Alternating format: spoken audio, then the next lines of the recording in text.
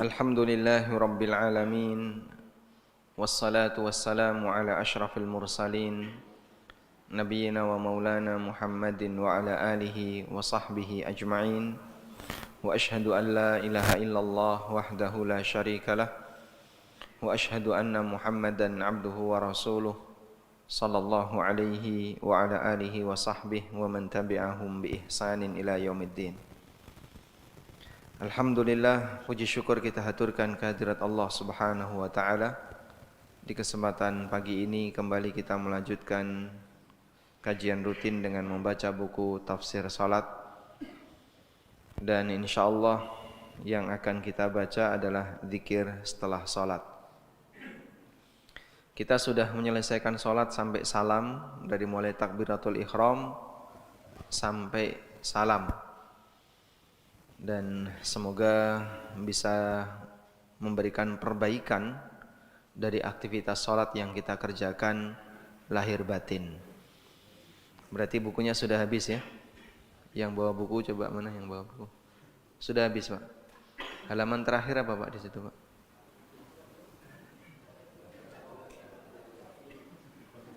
Penutup. Oh, penutup. Setelah penutup ada lagi nggak? Nggak ada. Hah? Apa Pak? Biografi. Biografinya Takmir.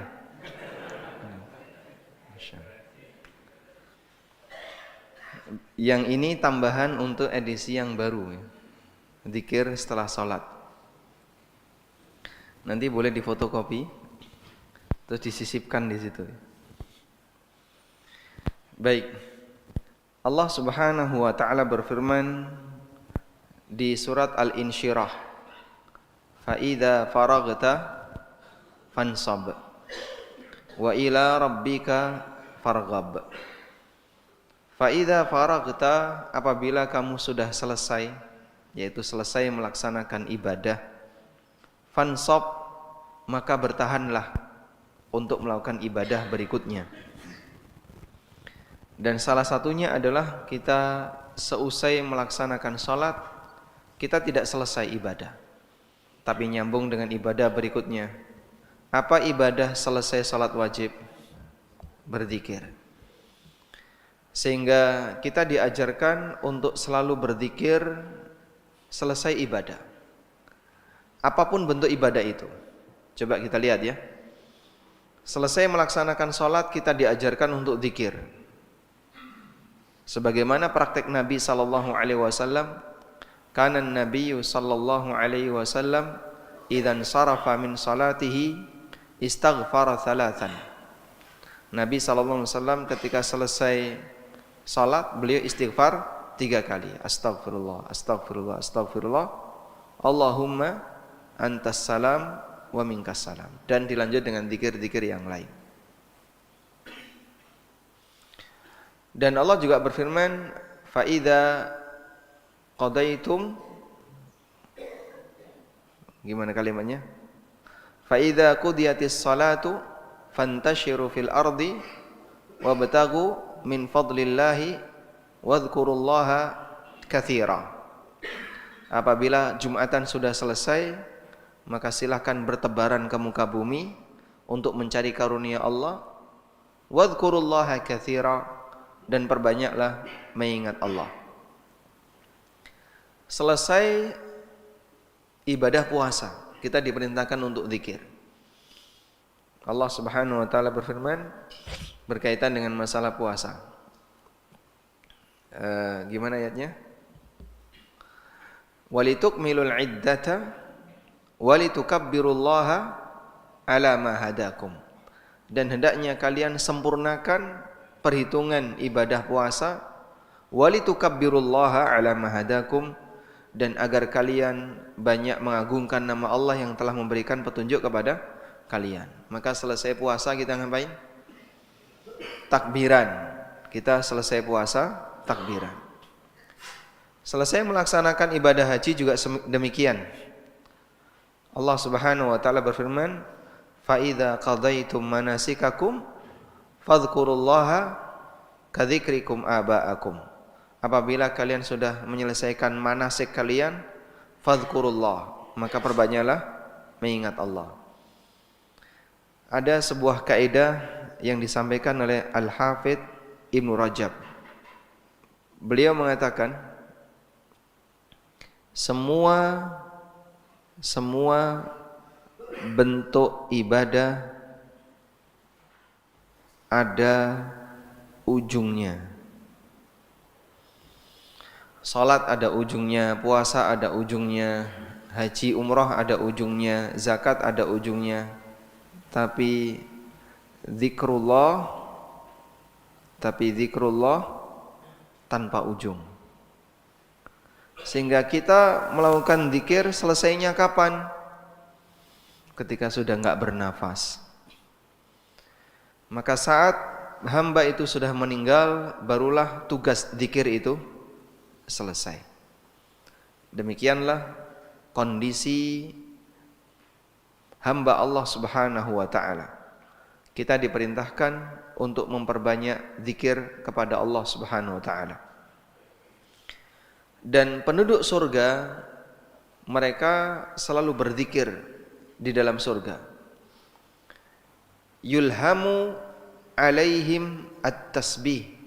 Mereka diilhami untuk selalu bertasbih sebagaimana ketika mereka bernafas.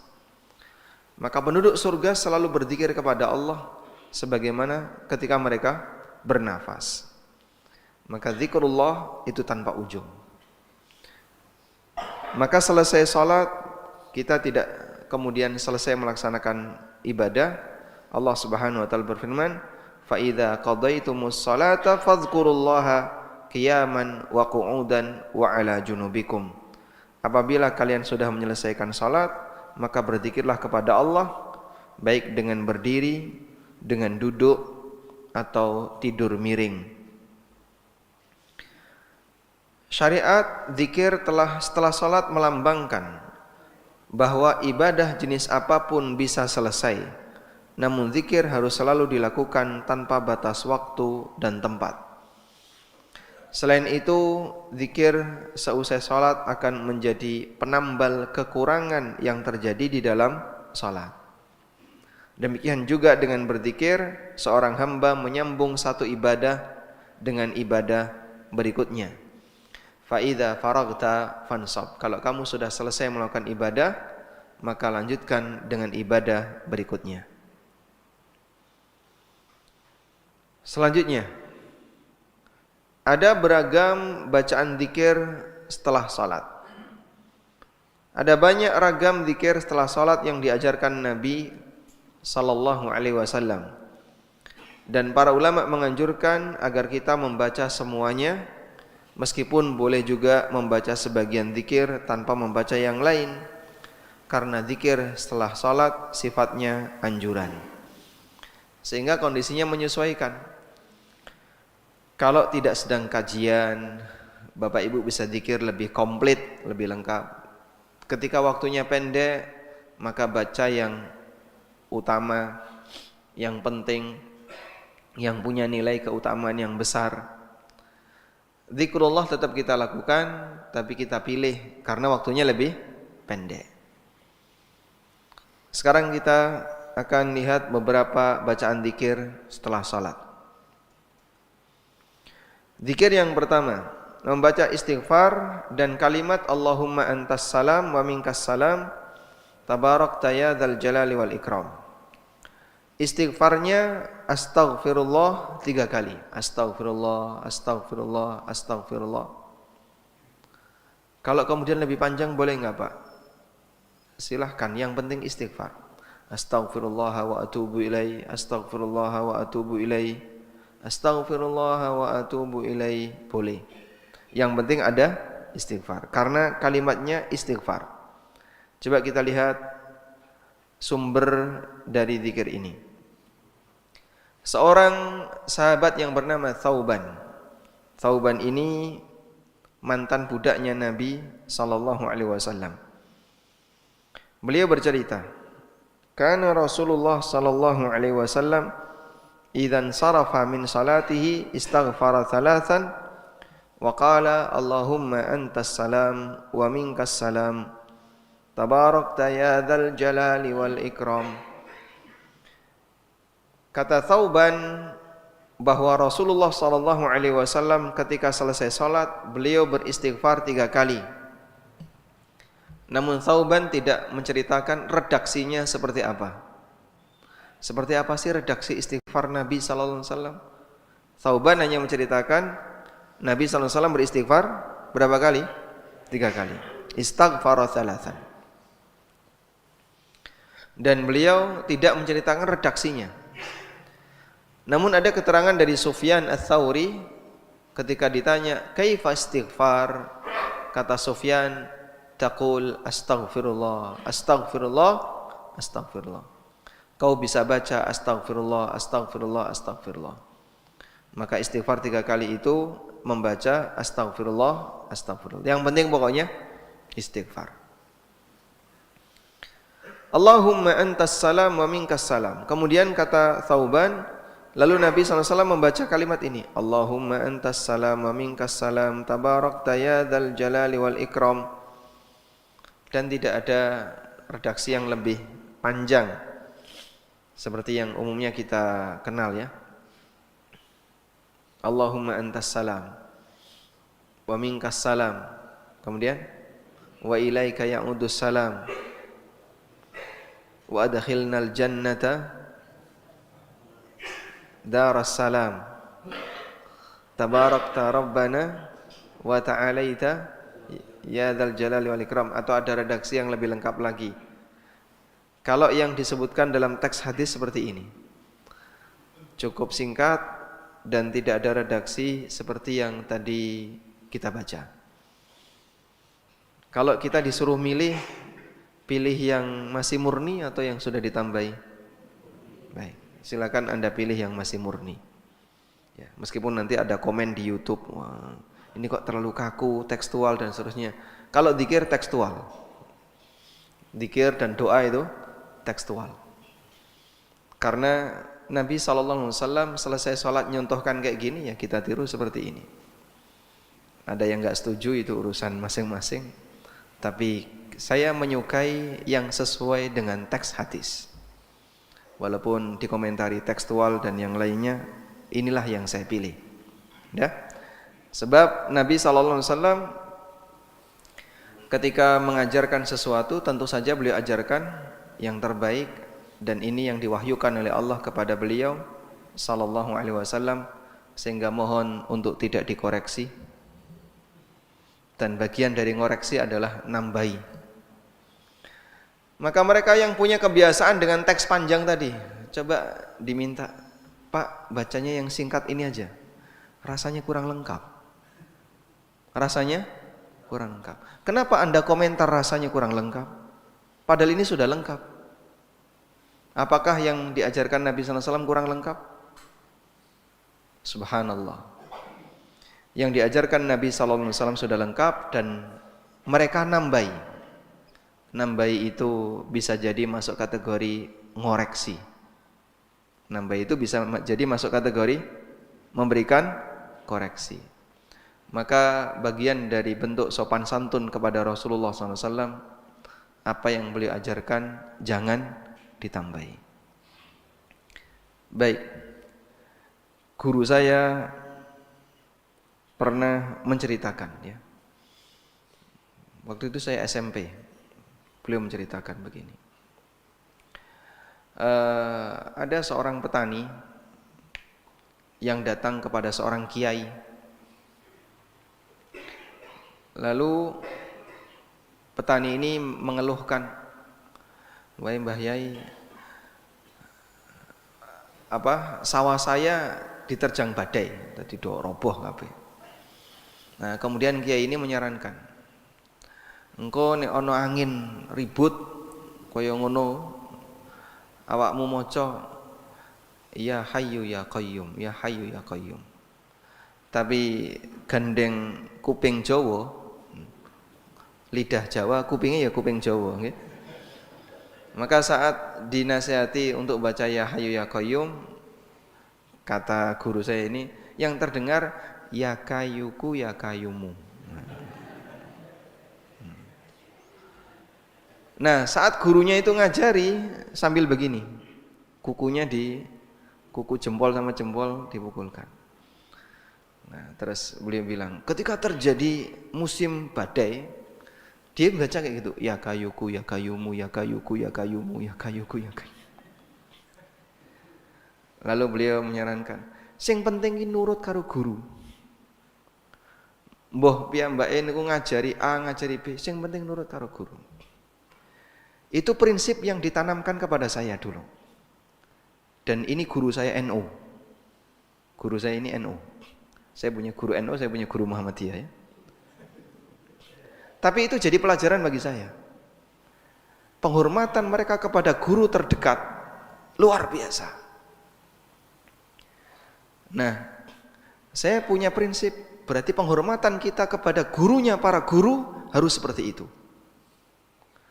Kalau kepada guru terdekat seperti itu, berarti kepada gurunya para guru harus lebih dari itu. Maka saya milih gurunya para guru ngajari apa, saya terima apa adanya. Sehingga kalau beliau mengajarkan Allahumma antas salam wa minkas salam tabarakta ya dzal jalali wal ikram, teksnya kayak gitu, ya sudah saya terima teksnya kayak gini. Sam'an wa ta'ah, kita terima apa adanya, tidak saya koreksi. Sebagaimana seorang murid ketika ngoreksi guru terdekatnya, enggak boleh. Pokoknya koyong ini kudu koyong ini. Mereka itu sampai enggak berani ngoreksi guru terdekatnya. Sehingga bagian dari adab dalam menghormati guru adalah gurunya para guru kita posisikan tertinggi. Apa yang beliau sampaikan, redaksinya seperti ini, dan ini yang ada dalam teks hadis, kita amalkan seperti ini. Tapi anehnya ternyata sikapnya tidak demikian. Ketika kita mengamalkan hadis seperti ini, ya ada komentar terlalu tekstual dan seterusnya. Tapi kepada gurunya tidak ada komentar terlalu tekstual. Kepada gurunya yang terdekat.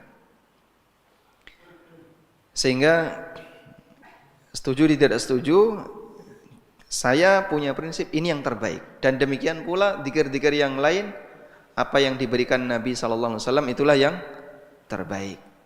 Sehingga kita tidak ngasih tambahan yang lain, tidak ngasih koreksi yang lain. Baik, ada banyak sekali dzikir yang diajarkan Nabi SAW tapi ditambah-tambahi. Misalnya selesai witir kita baca apa? Subhanal malikil quddus, Subhanal malikil quddus, Subhanal malikil quddus. Cuman sampai di situ. Tambah subuhun quddus, Rabbul malaikati warruh. Terus baca. Terus baca yang lain ya. Rabbana atina fid dunya hasanah dan seterusnya. Pak, ini kan bacaan-bacaan tambahan. Iya. Selesai sholat kan nggak masalah, betul. Tapi kalau kamu tinggalkan kira-kira ada yang hilang nggak? Kayaknya kok ada yang hilang. Nah, ada yang hilang itulah bukti bahwasanya dia merasa yang komplit yang itu. Sementara yang diajarkan Nabi SAW sepertinya kurang lengkap. Maka kita diajarkan kalau bisa apa yang diajarkan Nabi SAW Anda jadikan itu yang paling sempurna, yang paling lengkap. Wallahu a'lam. Ada seorang sahabat yang bernama Al-Barra bin Azib. Beliau diajari doa sebelum tidur. Kalimatnya seperti ini. Coba kita buka teksnya ya.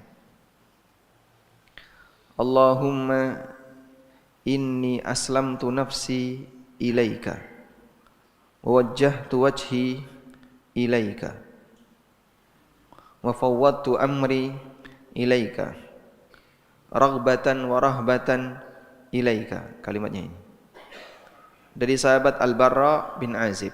Hadisnya riwayat Bukhari.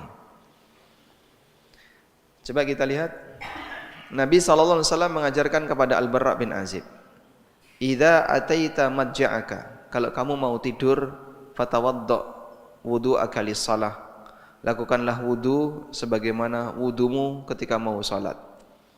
Tsumma dhaji' ala shikkikal aiman, lalu berbaringlah ke arah kanan.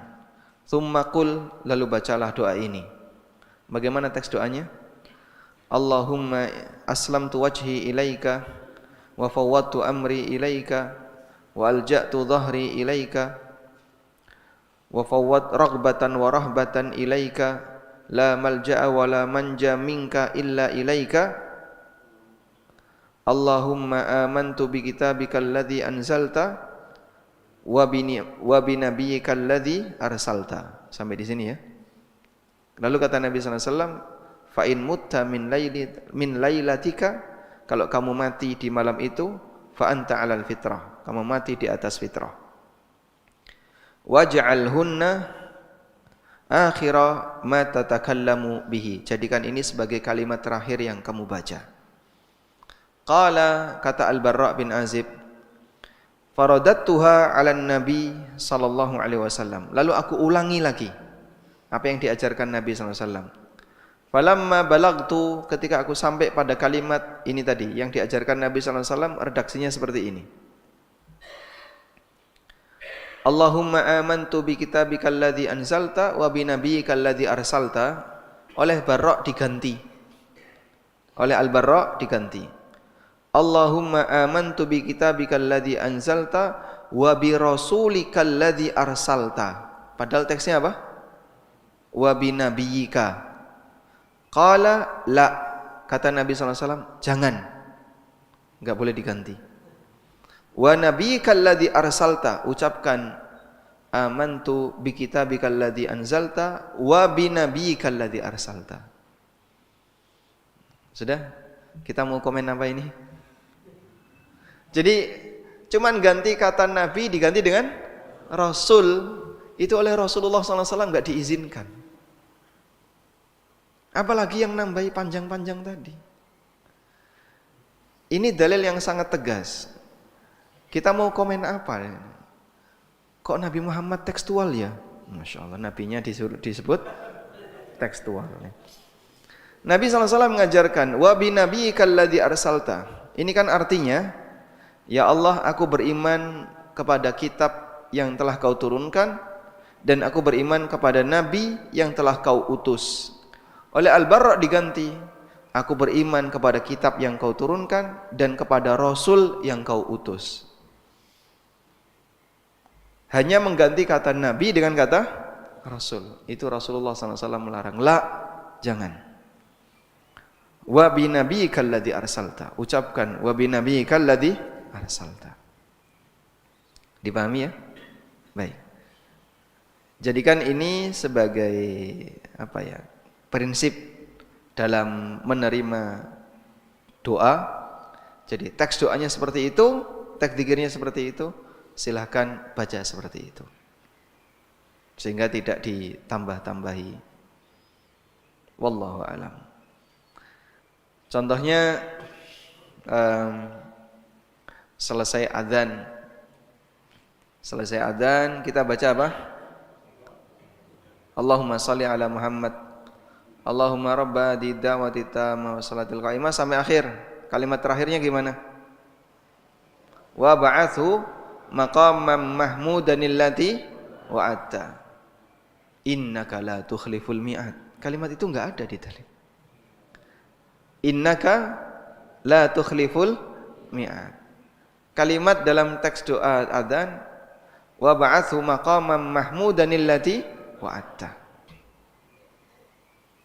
Tapi ditambahi innaka la tukhliful mi'ad. Kalau distorkan kepada Rasulullah SAW, nah yang kita khawatir beliau kemudian enggak mau menerima.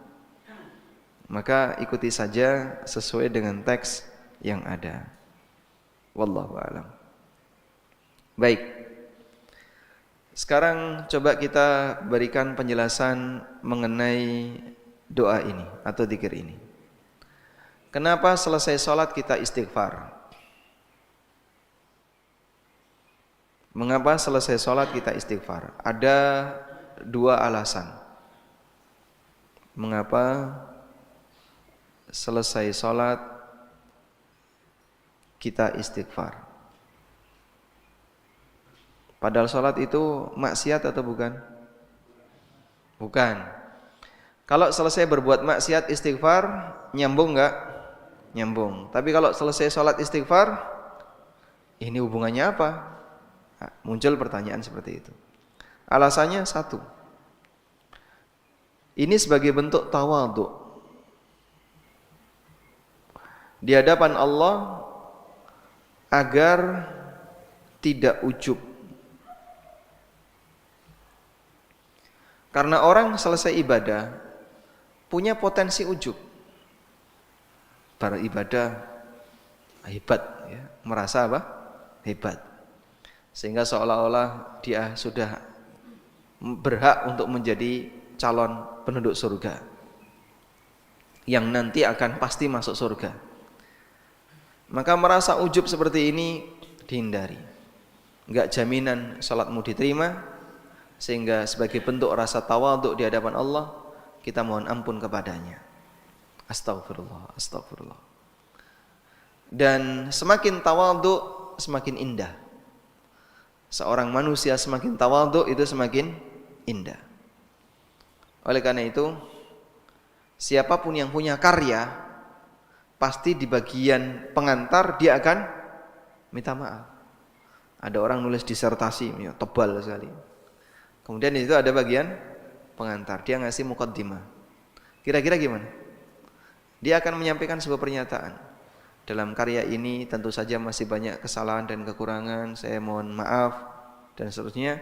Apabila ada kritik dan saran yang membangun silahkan disampaikan. Hampir semuanya seperti itu. Enggak ada orang kok selesai berkarya kemudian dia kasih pengantar, ya. Karya saya adalah terbaik, tidak ada tandingannya.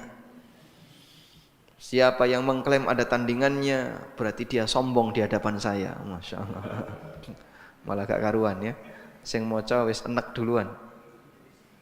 Yang kedua. Karena kita yakin bahwa dalam sholat kita ada kekurangan. Pasti ada kekurangan. Ya enggak, Pak? Yang merasa yakin sholat subuhnya tadi 100% benar angkat tangan. Nanti boleh pulang duluan. Ada? Enggak ada. Sehingga kita sangat yakin dalam sholat kita pasti ada kekurangan. Maka kekurangan itu ditambal dengan istighfar. Astagfirullah, astagfirullah. Demikianlah yang diajarkan Nabi SAW. Selanjutnya beliau membaca kalimat ini. Allahumma anta as-salam. Ya Allah, engkau adalah zat yang maha as-salam. As-salam itu artinya apa? Artinya apa? Selamat. Selamat dalam arti tidak ada cacat. Ada? Ini ada bos, maksudnya. Terus ada karyawan. Ada A, dia mempekerjakan tukang, nyuruh tukang. Baik. Seorang karyawan kerja di tempat bosnya, tapi kerjanya rusak. Jadi tukang dan karyawan ini ketika kerja ngawur. Ya, pokoknya saya tulis saja kerja ngawur. Baik. Anda mempekerjakan tukang, Mas, tolong benerin dong atap rumah saya. Dia datang, tapi kerjanya ngawur. Anda sebagai bosnya, sebagai orang yang nyuruh dia, kalau dia kerja ngawur, kita dirugikan nggak? Ya? Dirugikan nggak? Dirugikan. Kita akan dirugikan. Disuruh beneri atap malah bocor kabeh.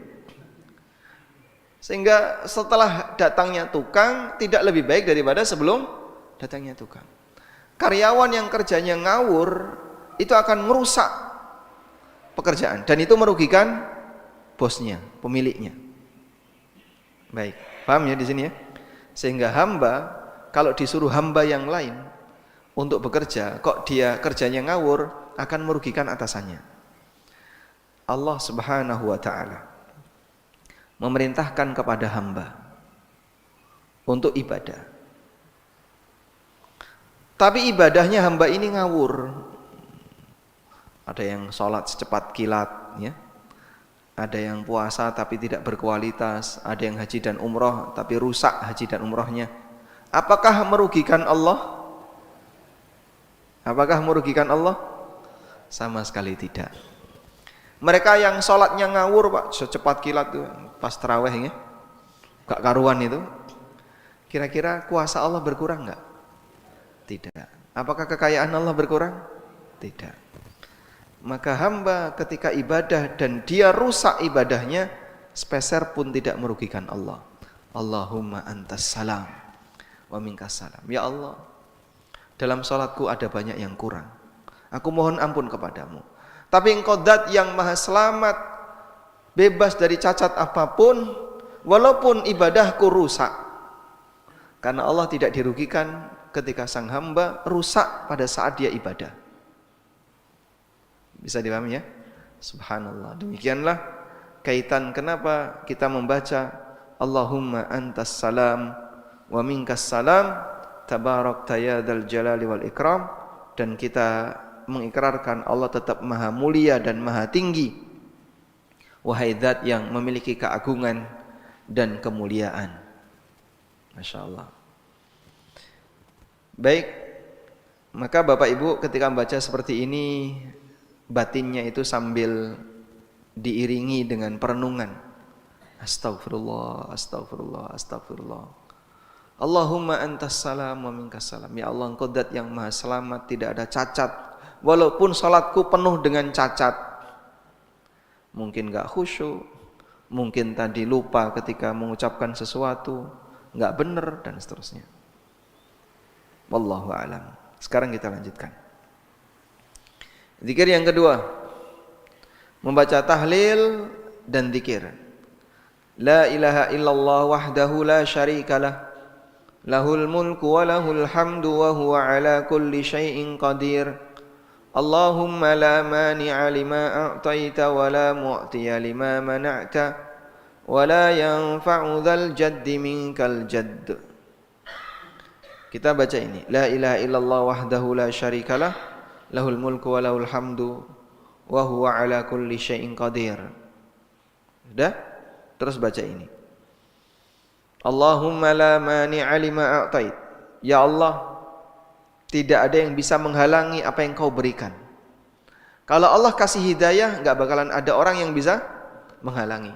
Kalau Allah sudah kasih kekayaan, tidak akan bakalan ada orang yang bisa menghalangi. Karena ketika Allah sudah ngasih, enggak ada satupun makhluk yang bisa menghalangi. Wala mu'tiya lima mana'ta. Dan tidak ada yang bisa memberi ketika Engkau menghalangi. Demikianlah kuasa Allah. Dan ini Anda bisa lihat ya, dalam perjalanan sejarah Nabi SAW, kondisi yang ada di kehidupan nyata seperti ini bisa kita buktikan. Orang Yahudi itu berusaha untuk menghalangi bagaimana caranya agar masyarakat tidak menerima Muhammad sebagai nabi. Karena mereka iri, sebab yang seharusnya mereka usulkan jadi nabi itu dari mana? Bani Israel. Tapi kok nabinya enggak ada yang jadi Bani Israel? Dari orang Arab. Maka usaha mereka untuk menghalangi beliau luar biasa.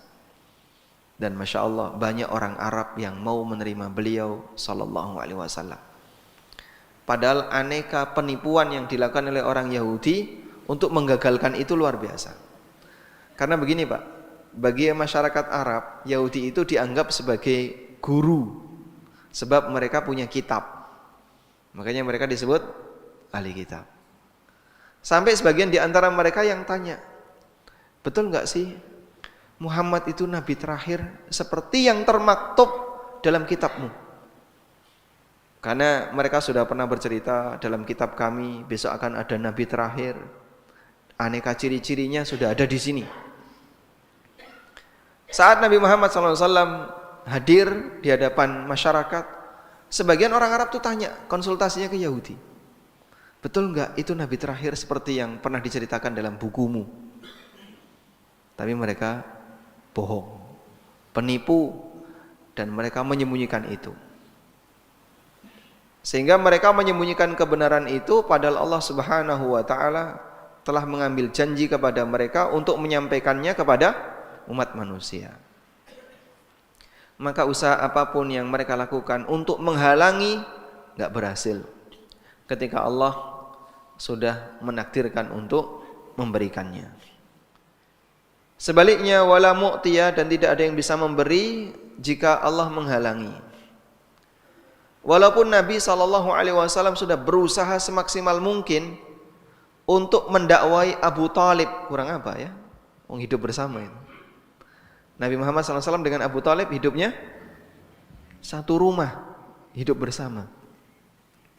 Tapi ketika Allah nggak ngasih hidayah kepada Abu Talib, nggak bakalan sampai.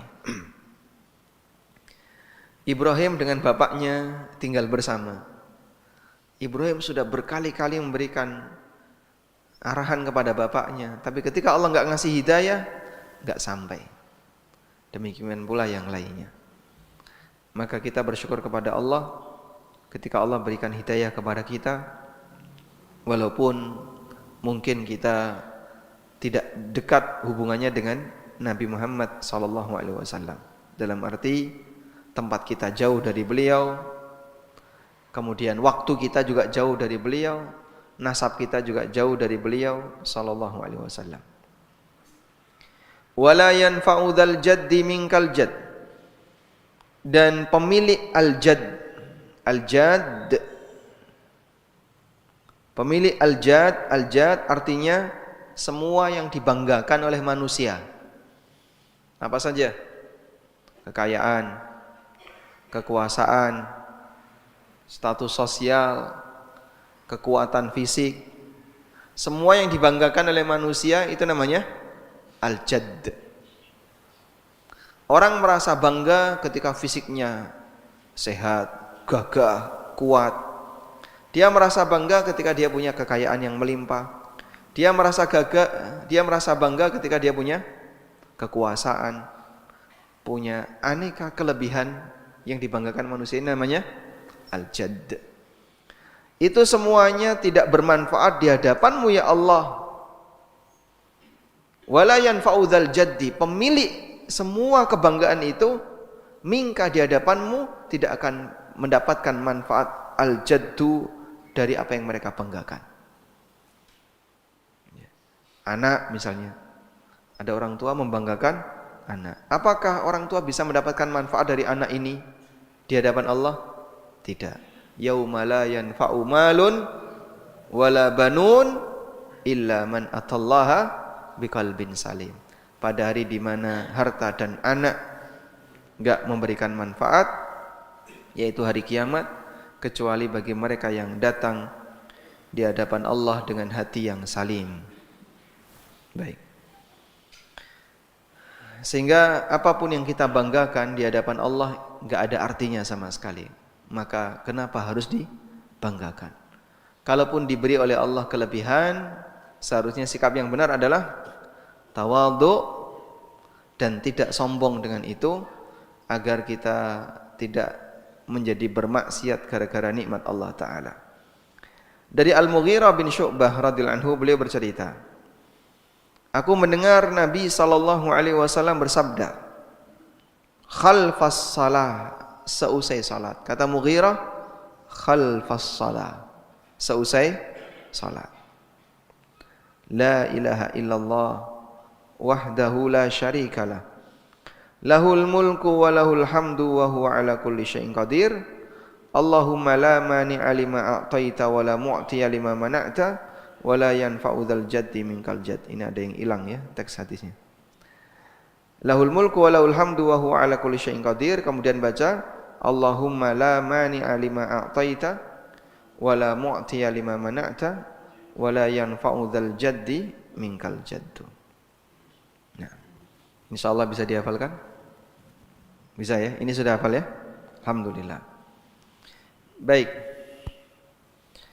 Dalam ikrar ini kita membaca kalimat tahlil, mengikrarkan keesaan Allah Ta'ala. Dan selanjutnya kita mengikrarkan kuasa Allah, la mani'a lima a'taita wa la mu'tiya lima mana'ta. Itu adalah ikrar mengenai apa? Kuasa Allah Subhanahu wa ta'ala. Kadang begini, Pak.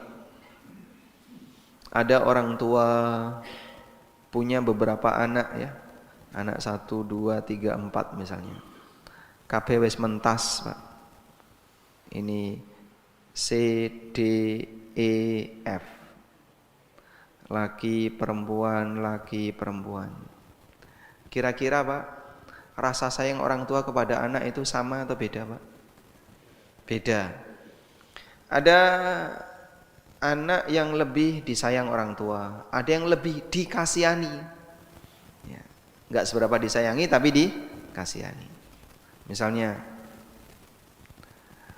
anak perempuan ragil lebih disayang bapak, anak laki-laki lebih disayang ibu misalnya ya. Sudah? Ketika mereka mentas terus berkeluarga, mereka punya kekayaan. Mereka punya kekayaan dan juga punya kemiskinan. Baik. Tingkatan kekayaannya sama enggak? Hah? Beda ya? Beda. Sampai kadang begini, misalnya ini lebih kaya ini, D ini lebih kaya, lalu C lebih kaya, ini agak kurang, ini agak kurang. Sampai wong tuane masak nih. Kadang ada orang tua yang punya harapan, kenapa kekayaannya ini tidak lompat ke sini? Kenapa ini tidak lompat ke sini? Pernah ada kayak gitu, Pak? Ada ya? Sampai orang tua itu merasa kasihan. Dulurmu sugih kaya ngono, awakmu kaya ngene. Kenapa kekayaan dia tidak lompat ke kamu sebagian? Bukan memberi ya, tapi masalah jatah rizki. Maka kita kembalikan kepada ikrar tadi. Allahumma la mani'a lima a'taita. Kalau sudah Allah kasih enggak ada yang bisa ngalangi. Wala mu'tiya lima mana'ta. Kalau Allah enggak kasih enggak bakalan ada yang bisa ngasih. Agar kita ridha dengan ketetapan Allah Subhanahu wa taala, maka silahkan didoakan saja, tapi tidak perlu sampai tidak ridha kepada ketetapan Allah. Wallahu a'lam. Walhamdulillahirabbil alamin. Demikian yang bisa kita sampaikan. Kita baru dua zikir. Insyaallah nanti kita sambung dengan zikir-zikir yang lainnya. Wassallallahu ala nabiyyina Muhammadin wa ala alihi wa sahbihi wasallam. Baik. Ada yang mau disampaikan? Silakan. Waalaikumsalam warahmatullahi wabarakatuh.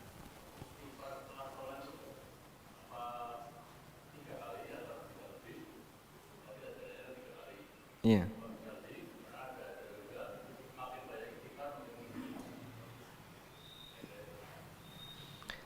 Istighfar selesai sholat itu 3 kali atau boleh lebih? Karena kan kita diajarkan untuk memperbanyak istighfar. Baik. Jadi penjelasannya seperti ini. Zikir itu ada 2. Zikir itu ada 2. Ada zikir mutlak dan ada zikir muqayyad. Zikir mutlak adalah zikir tidak terbatas waktu dan tempat. Tidak terbatas dengan waktu, tempat maupun kegiatan. Zikir yang tidak terbatas dengan waktu, tempat maupun kegiatan, itu namanya zikir mutlak. Tapi kalau zikir itu terkait dengan waktu tertentu, tempat tertentu atau kegiatan tertentu, itu namanya zikir muqayyad. Nah, zikir muqayyad adalah zikir yang terkait waktu tertentu atau tempat tertentu atau kegiatan tertentu. Begini, kalau seperti ini namanya zikir muqayyad. Baik, sebagai contoh ya, masuk toilet baca apa? Allahumma inni a'udzubika minal khubuthi wal khaba'ith. Itu doa masuk toilet. Maka doa ini berarti terkait dengan apa? Kegiatan tertentu kan, bukan tempat tertentu. Mau toilet di rumah, mau toilet di luar, pokoknya terkait kegiatan ketika mau ke toilet. Sudah? Baik. Untuk zikir muqayyad yang terkait dengan kegiatan tertentu atau tempat tertentu atau waktu tertentu, ikuti panduan yang ada. Sehingga misalnya orang sebelum masuk toilet dia baca Qul a'udzu birabbil falaq min syarri ma khalaq wa min syarri ghasiqin idza waqab. Boleh enggak? Pak, kita kan berlindung dari semua kejahatan makhluk yang Allah ciptakan. Qul a'udzu birabbil falaq min syarri ma khalaq wa min syarri ghasiqin idza waqab wa min syarri naffatsati fil 'uqad wa min syarri hasidin idza hasad. Qul a'udzu birabbin nas malikin nas ilahin nas min syarril waswasil khannas. Biar nanti dalam toilet enggak terkena was-was, Pak. Boleh kayak gitu? Enggak boleh. Kenapa? Ya, prakteknya Nabi sallallahu alaihi wasallam ngajari Allahumma inni a'udzubika minal khubuthi wal khaba'ith. Sehingga jangan ditambahi dengan baca Al-Falaq dan An-Nas. Baik. Contoh yang lain. Sebelum makan baca apa? Baca bismillah. Bismillah kemudian makan. Ditambahi bismillah. Allahumma jannibna syaitan. Ya Allah, jauhkanlah kami dari setan. Kenapa kamu baca doa seperti ini? Oh, mau makan. Ya biar setan dijauhkan dari saya, Pak. Biar enggak ganggu makanan saya. Masya Allah. Kira-kira gimana itu? Anaknya udah wedi nanti. Sehingga zikir seperti itu ada panduannya. Ikuti saja sesuai dengan panduan yang berlaku. Dan masih banyak yang lainnya. Ketika diceritakan oleh Thauban Nabi SAW istighfar 3 kali, ya kita praktekkan 3 kali. Sementara untuk zikir mutlak, Pak, katanya kita diperintahkan untuk memperbanyak tasbih. Berarti kan boleh lebih dari itu. Iya, tapi itu berlaku untuk zikir mutlak. Jenengan mau tasbih sak kemenge monggo. Subhanallah, subhanallah, subhanallah, subhanallah. Abu Hurairah itu dalam sehari 12.000 ya. Baca tasbih dalam sehari. Sehingga kalau tidak ada kegiatan tertentu, waktu tertentu mau diperbanyak, silahkan. Kita ketika membaca doa kafaratul majlis, yang dibaca apa? Subhanakallahumma wa bihamdika. Di situ ada bacaan tasbih, cuman sekali. Boleh enggak Pak, saya perbanyak dulu. Jadi selesai kajian, subhanallah, subhanallah 100 kali, Pak. Tambahi 1000 kali, orang bubar-bubar itu. Maka ikuti panduan yang ada. Wallahu a'lam. Ya. Pun cekap? Silakan.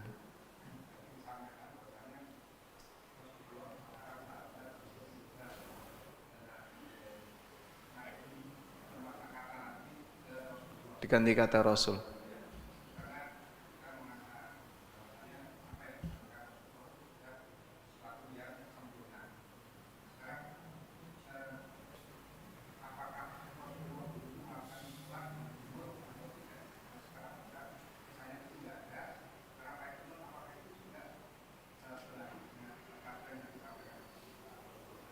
Nah, Masya Allah. Baik. Jadi dalam doa Al-Barra bin Azib yang diriwayatkan oleh Bukhari tadi ya, Beliau mengganti kata nabi dengan kata rasul. Meskipun Nabi Muhammad itu rasul atau bukan? Rasul. Bahkan beliau ulul azmi. Maka beliau adalah seorang rasul, beliau ulul azmi. Allah berfirman, Muhammadun Rasulullah walladzina ma'ahu asyidda'u 'alal kuffar ruhama'u bainahum. Sehingga Nabi Muhammad SAW adalah utusan Allah, sebagaimana beliau adalah Nabi Allah. Baik. Tapi ketika teks doanya seperti ini, beliau melarang mengganti kata Nabi dengan kata Rasul. Selanjutnya, Bapak bertanya, apakah Nabi Muhammad SAW itu kunut atau tidak? Rasulullah SAW melakukan kunut saat sholat. Kunut saat sholat. Begini, Nabi SAW melakukan kunut yang disebut dengan kunut nazilah. Ketika sholat, beliau pernah melakukan kunut nazilah. Kunut disebabkan karena ada orang musyrik dan orang kafir yang mengganggu kaum muslimin. Maka beliau kunut nazilah. Kunut nazilah itu bahasa kita ya, kunut karena kondisi genting. Dalam kondisi genting di mana musuh-musuh Islam membantai kaum muslimin seperti di Palestina, di Suriah, di Rohingya, kita diajarkan untuk kunut. Kemudian subuh. Apakah beliau kunut subuh? Nah, di sini ulama beda pendapat dalam memahami dalil. Jadi keberadaan Nabi SAW apakah kunut subuh atau tidak berangkat dari perbedaan mereka dalam memahami dalil. Yang berpendapat bahwa Nabi SAW tidak kunut subuh, dalil yang menyebutkan beliau kunut subuh itu karena kunut nazilah. Jadi beliau kunut nazilah di 5 waktu, mulai dari zuhur, asar, maghrib, isya termasuk subuh. Nah kemudian ada cuplikan yang lain bahwa Nabi SAW kunut ketika subuh. Itu karena satu kesatuan dengan kunut nazilah atau kunut subuh saja. Misalnya contoh kayak gini Pak ya. Kegiatan di masjid ini jadi standar bagi masjid yang lain, misalnya Pak ya. Kegiatan di masjid ini jadi standar bagi masjid yang lain. Anggaplah seperti itu. Baik. Lalu di masjid ini kunut 5 waktu. Duhur, asar semuanya kunut nazilah. Ya. Terus ada jamaah dari luar kota datang ke sini pas subuh. Kemudian dia ikut kunut. Setelah itu dia pergi pulang ke daerahnya. Maka dia sampaikan bahwa di masjid ini subuh kunut. Di daerahnya akhirnya kunut subuh. Paham ya? Tapi dia nggak ikut di jamaah yang lain karena dia mungkin tidak hadir di jamaah yang lain, di sholat jamaah yang lain. Bisa kemungkinan ada seperti itu, sehingga cuplikan itu ketika dibawa ke sana dipahami hanya subuh saja yang kunut. Andai kan ada yang sholat duhur saja, ketika pulang dia memahami apa? Duhur saja yang kunut. Dipahami ya? Baik. Maka ada perbedaan pendapat ulama dalam memahami itu. Ada yang menyatakan seperti ini dan ada yang menyatakan seperti itu, dan masing-masing punya alasan dalil. Tadi yang saya sampaikan hanya contoh pendekatan ya, meskipun peristiwa yang terjadi pada perbedaan pendapat di kalangan mereka bukan kayak gitu. Terjadilah perbedaan, sama-sama punya referensi, cuman beda dalam memahami. Dipahami Pak kira-kira?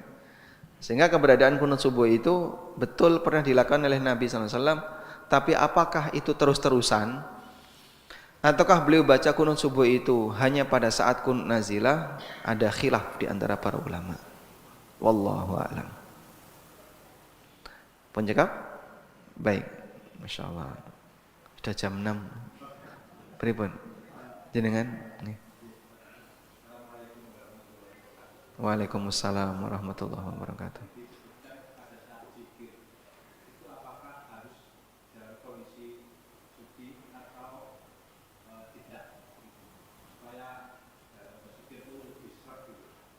Baik.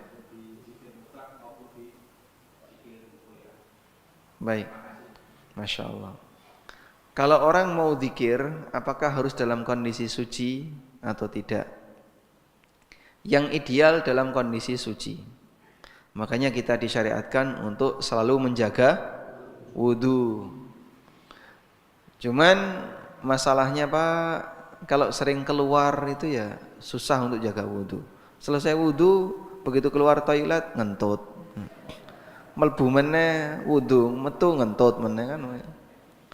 Kan banyak seperti itu ya. Sampai ada orang yang mengeluhkan begini, saya itu sudah berusaha mengamalkan sunnah sebelum tidur wudu. Begitu mapan metu.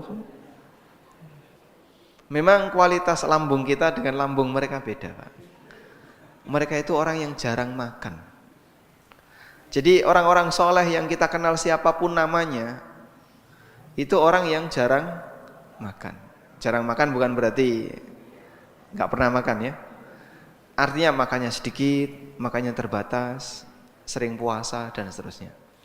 Sehingga kalau Bapak Ibu mendengar ada ulama sholat subuh pakai wudu isya, itu kan berarti dari isya sampai subuh tidak ngentut dan tidak melakukan pembatal. Ada yang sholat asar pakai wudu duhur, antara duhur sampai asar tidak ke toilet, tidak buang air. Pernah kita kayak gitu Pak? Hah? Pernah nggak? Kalau diinfus itu ngentut nggak? Diinfus, mungkin bisa ngentut ya.